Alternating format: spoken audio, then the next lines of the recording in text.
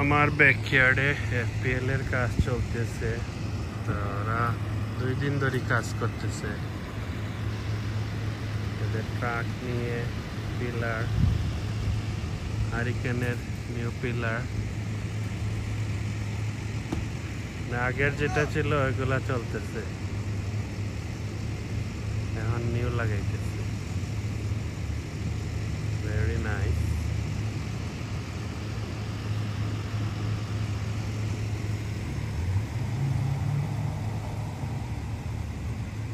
অনেক হাইয়া লাগাইতেছে। আগে ছিল এটা সরাইয়া এই পিলারটা রিমুভ করছে।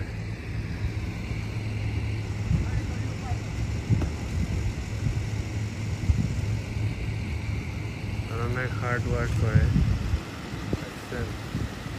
2 গাড়ি দিয়ে 2 দিন ধরে করবো।